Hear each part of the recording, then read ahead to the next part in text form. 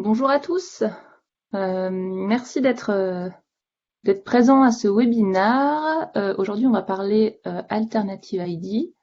Smart en tant que SSP, on est un acteur central dans la chaîne programmatique et du coup, les Alternative ID, c'est un sujet qu'on maîtrise bien et qu'on se doit d'aborder avec vous.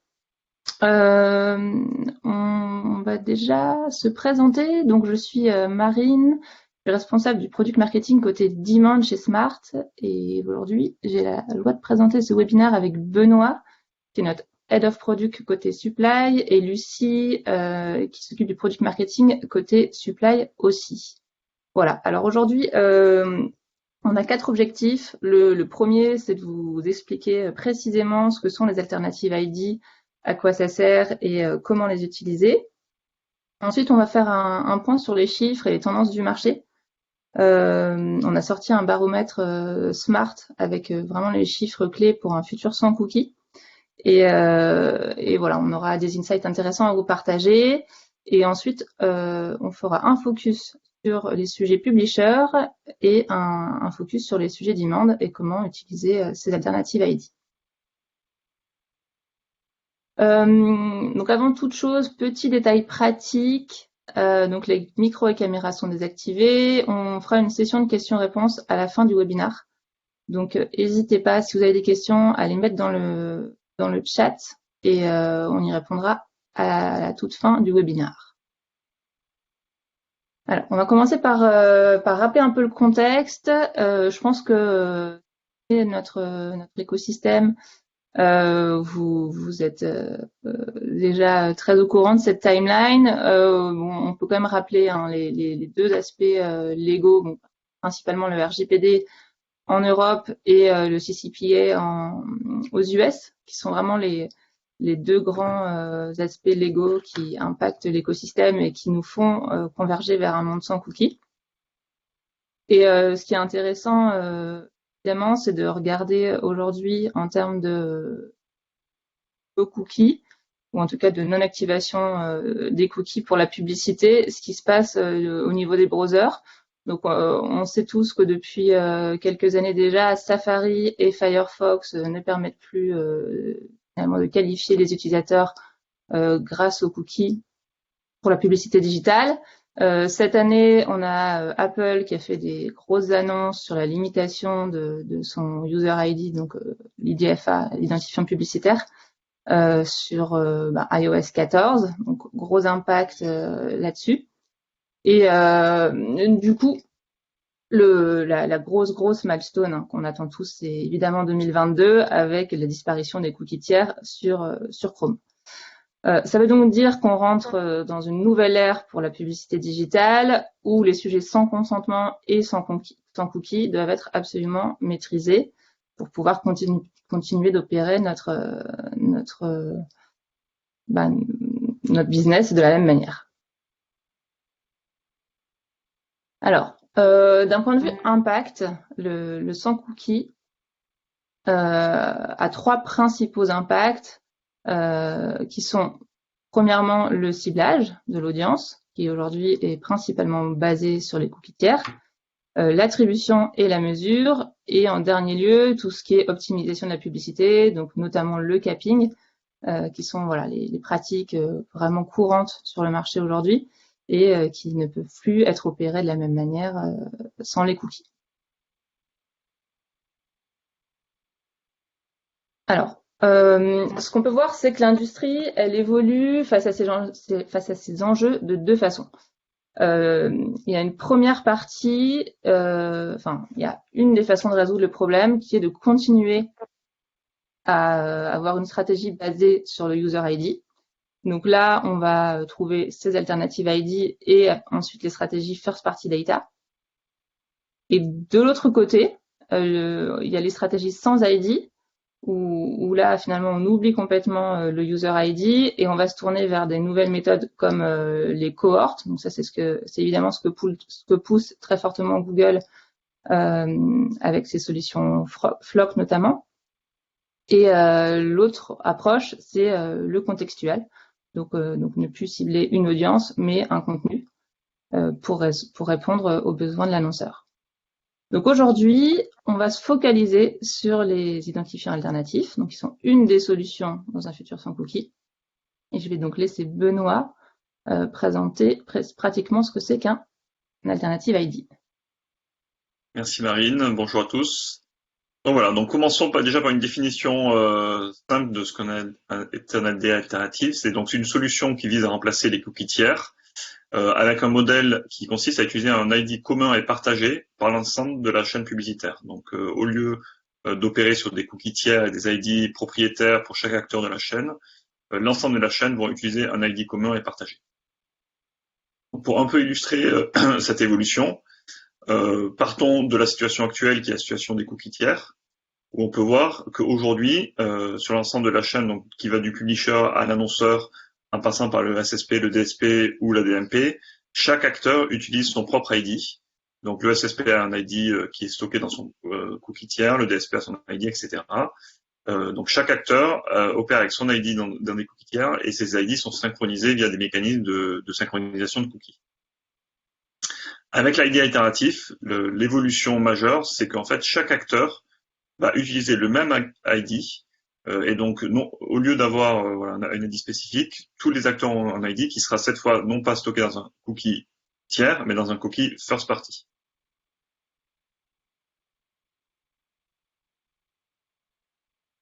Donc aussi en termes de nom sur ces ID alternatifs, donc nous on a choisi ce nom d'ID alternatif, il y a plusieurs dénominations. Certains parlent d'ID universel, qui recouvre en fait cette idée que l'ensemble de la chaîne utilise le même ID, de shared ID ou d'ID partagé, d'extended ID, qui est un peu un nom technique qui est utilisé notamment dans le protocole OpenRTB. On peut parler d'ID externe, parfois on parle d'ID graph, notamment si cet ID partagé est commun en fait sur les environnements web et mobile.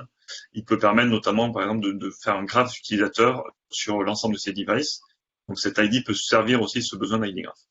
On parle parfois aussi de first party ID, essentiellement parce que cet ID est stocké dans un cookie first party, mais c'est peut-être un nom un peu exagéré puisque il n'est pas lié finalement à l'ID de l'éditeur ou de l'ID de l'annonceur, c'est un ID externe ou tiers, mais parfois on peut parler de cet ID first party.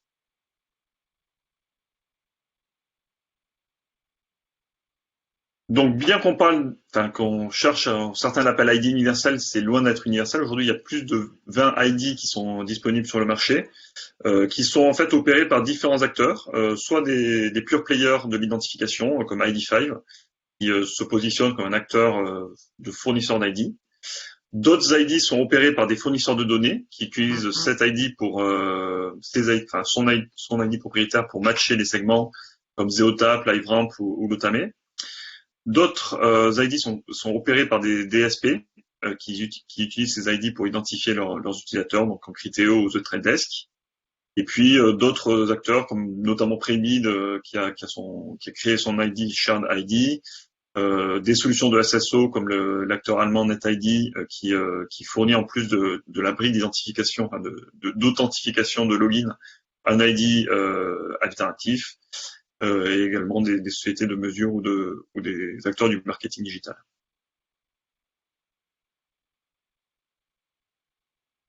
En termes de manière dont les ID sont opérés et les ID sont créés, il y a deux méthodes qui se distinguent. La première qui est une méthode qu'on appelle déduite ou probabiliste, qui en fait consiste à utiliser des signaux passifs d'identification de l'utilisateur. Donc c'est essentiellement des signaux techniques comme l'adresse IP de l'utilisateur, son user agent, donc qui donne par exemple des informations sur son navigateur qu'il utilise, l'ordinateur qu'il utilise, le système d'exploitation, etc.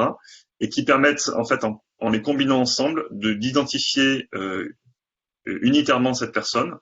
Et donc ces acteurs-là en fait utilisent ces signaux pour attribuer un identifiant anonyme sur la combinaison unique de ces signaux passifs. C'est ce que fait notamment ID5 ou Lotame. De l'autre côté, il y a des méthodes déterministes qui vont utiliser des informations fournies directement par l'utilisateur, donc des informations personnelles. La plupart du temps, ça sera une adresse email ou parfois un numéro de téléphone. Et donc ces acteurs vont utiliser ces informations fournies pour les convertir dans un identifiant anonyme, pour éviter évidemment qu'un email ou un numéro de téléphone circule dans la chaîne programmatique. Donc il y a toujours une encryption finalement de cet identifiant, mais ça partira d'une donnée fournie par l'utilisateur et qui a aussi l'avantage de pouvoir du coup être mappé avec cette même donnée hors ligne. Et donc notamment l'adresse email qui peut être par exemple fournie pour un programme de fidélité par exemple dans un supermarché. Eh bien l'annonceur va pouvoir mapper et suivre l'utilisateur par son adresse email depuis son trafic internet jusqu'à son achat en grande surface. Donc c'est notamment les solutions qui sont utilisées par LiveRamp et The Trade Desk avec l'Unified ID 2.0. Donc chaque méthodologie a des avantages et des inconvénients. L'approche probabiliste a l'avantage de maximiser le reach, puisque en fait chaque utilisateur aura une adresse IP, un user agent, donc chaque visiteur d'un site pourra se voir attribuer un identifiant. Là où avec l'approche déterministe, il faut que l'utilisateur s'identifie, donc fournisse sa donnée personnelle, son adresse email. Donc voilà, on peut imaginer que tous les utilisateurs ne donneront pas cette information, donc le reach sera réduit. Par contre, en termes de valeur, l'approche probabiliste aura un peu moins de valeur puisque c'est sur des données probabilistes algorithmiques, donc potentiellement sujettes à erreur. Et donc, même si la combinaison d'une adresse IP, d'un user agent et d'autres données peuvent déterminer une donnée unique, il peut arriver que certains utilisateurs partagent la même adresse IP ou partagent le même user agent. Donc, parfois, deux utilisateurs pourraient se retrouver avec le même identifiant. Inversement, l'approche déterministe a beaucoup de valeur puisqu'on peut effectivement mapper le profil d'un utilisateur à une donnée personnelle. Et donc, comme j'expliquais dans le cas de tout à l'heure, retrouver cette même personne hors de sa navigation en ligne. Donc, comment cela fonctionne de manière pratique pour un éditeur ou un annonceur qui voudrait utiliser ces identifiants? Donc, le premier point, c'est qu'un visiteur va aller sur le site de l'éditeur. Cet éditeur va devoir intégrer une solution d'identification, donc une ou plusieurs solutions d'identification, qui va envoyer une requête au fournisseur d'ID. Cette requête sera soit passive avec l'adresse IP de l'user agent dans le cas d'un provider qui fonctionne avec des méthodes probabilistes, soit cet appel contiendra une donnée fournie par l'utilisateur comme l'adresse email ou le numéro de téléphone. Et en retour, le fournisseur d'identité va retourner l'ID encrypté, anonymisé, et va le stocker dans le cookie first party ou le local storage sur le domaine de l'éditeur. Une fois que cet identifiant est stocké, il va ensuite circuler dans la chaîne programmatique, donc être inclus dans les appels à l'ad-server ou à SSP qui inclura cet identifiant. Le SSP va transférer cet identifiant dans la mail request via un champ spécifique. Au passage, l'ad-server, le SSP ou le DSP peuvent utiliser cet identifiant eux-mêmes pour prendre une décision publicitaire, utiliser cet identifiant pour faire du frequency capping, utiliser cet identifiant pour récupérer des segments d'audience, par exemple. Et en bout de chaîne, si l'utilisateur va ensuite cliquer sur une publicité et se retrouver sur le site de l'annonceur va lui aussi pouvoir identifier cet utilisateur avec la même solution d'ID que celle utilisée par l'éditeur, et voir ensuite si il y a une mesure de la conversion de l'attribution qui est faite, et va ensuite pouvoir se baser sur ce même identifiant. Donc, pour placer ces ID alternatifs par rapport aux autres solutions du marché, on a construit cette grille. Donc, bon, les cookies tiers, donc on l'a vu avec Marie tout à l'heure, ça permet de faire du frequency capping, du targeting, de la mesure d'attribution. C'est une solution qui fournit un bon reach et une bonne précision puisque c'est déterminé par le navigateur. Face à ça, il y a des solutions comme les ID first party. Donc là, c'est les ID gérés par les éditeurs, qui peuvent en partie répondre à ces use cases, hormis le use case d'attribution, puisque en fait cet ID sera spécifique à chaque domaine et donc il n'y aura pas la possibilité d'attribuer une campagne sur le domaine de l'annonceur via une campagne qui serait diffusée sur le site de l'éditeur. Donc on l'a vu, les ID alternatifs permettent de répondre à l'ensemble de ces use cases avec chacun les avantages et leurs inconvénients en termes de reach et de précision. Et puis pour finir, le contextuel permet de remplir un certain nombre de use cases, mais par exemple ne permet pas de faire du frequency capping ou de la mesure d'attribution. Et les cohortes permettraient a priori de répondre à l'ensemble de ces use cases, mais là aussi avec un certain nombre d'inconvénients, notamment en termes de précision, puisque là aussi ça serait des données voilà, algorithmiques faites par des solutions de machine learning, et donc ça sera plus difficile d'identifier un utilisateur par rapport aux autres technologies qui sont disponibles sur le marché.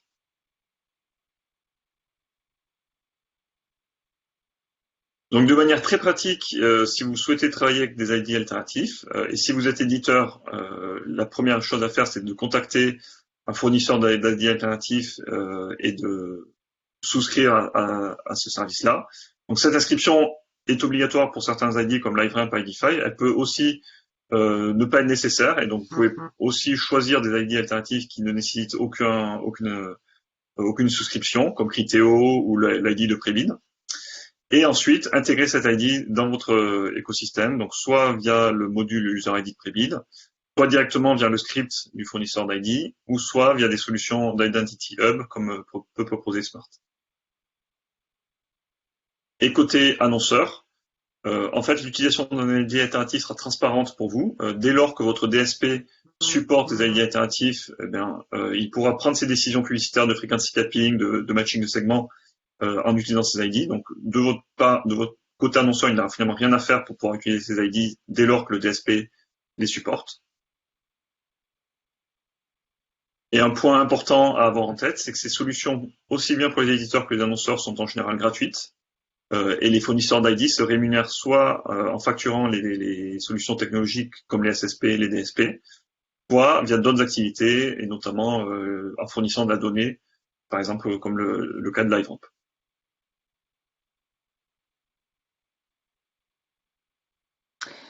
Merci Benoît. Alors on va passer à la partie tendance et data. Donc en tant que SSP, on collecte des données assez larges, hein, donc ça nous permet d'avoir une vision globale de ce qui se passe et de ce qu'on peut anticiper dans l'écosystème et sur les différents environnements.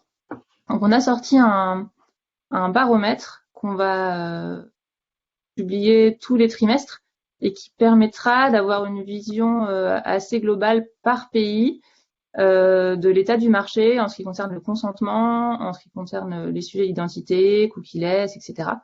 Je le mets dans le chat de l'événement si ça vous intéresse de le télécharger, et on va faire un point là sur quelques données qui nous semblent importantes d'aborder aujourd'hui. Donc la première donnée qu'on peut observer, c'est la part des navigateurs qui limitent déjà les third-party cookies. Donc c'est ce qu'on voit en blanc ici, hein, donc on parle essentiellement de Safari et Firefox.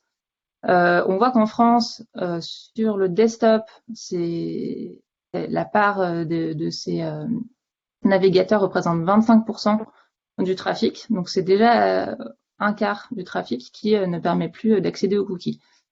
Donc c'est déjà assez significatif. Si on regarde la part sur le mobile maintenant, donc en France on est à 15%. Donc d'inventaire qui vient de navigateurs qui n'acceptent pas les cookies. Et donc là, bon, on parle essentiellement d'iOS avec Safari sur iPhone, où on voit du coup que la pénétration du marché de l'iPhone en France, elle est moins importante que sur certains marchés comme les US. Donc voilà. Maintenant, on s'est intéressé à regarder la part de l'inventaire qui n'a aucun identifiant. Quand on parle de ce contexte-là, en fait, on inclut les navigateurs qui n'acceptent pas les cookies, et depuis que l'application de RGPD est en place, les utilisateurs qui ne donnent pas le consentement. Ce qui veut dire qu'en France, on a à peu près un tiers de l'inventaire qui n'a pas de user ID. Et donc finalement, aujourd'hui, 2 tiers de l'inventaire sur lequel se concentrent les stratégies publicitaires classiques en programmatique, donc basées sur des user ID. Et donc il y a déjà un tiers de l'inventaire sur lequel on ne peut plus appliquer les stratégies comme avant. Et donc il y a une vraie opportunité aussi pour les annonceurs d'aller adresser ces inventaires-là. Maintenant, puisque c'est le sujet du jour, on peut regarder ce qui se passe sur les alternatives ID. Donc nous, on regarde sur tout l'environnement header bidding, tout le trafic header bidding, quelle est la part de l'inventaire qui est envoyé avec un alternative ID. Donc là, on parle de toute alternative ID confondue, hein, quel que soit le provider. Et donc, ce qui est intéressant, c'est de voir que aux US, on est déjà à 40%, en France, on est déjà à 33% de l'inventaire qui envoie un alternative ID. Ça veut vraiment dire que les choses commencent à bouger et que ces alternatives ID sont vraiment une des solutions pertinentes pour faire face à ce futur sans cookies. Voilà, je vais laisser la parole à Lucie maintenant pour regarder pratiquement ce qui se passe côté éditeur. Merci Marine. Bonjour à tous. Donc un focus sur les éditeurs et comment vous pouvez au mieux tirer parti de ces alternatives ID avec Smart. Aujourd'hui, donc comme on l'a répété, Smart supporte l'ensemble des ID du marché.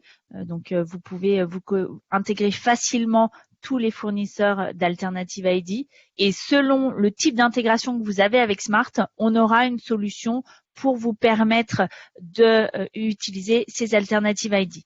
À l'exception faite du server-side bidding qui sera sur lequel nous allons travailler prochainement. Et les alternatives ID également ne sont pas supportées pour le trafic in-app et le trafic AMP.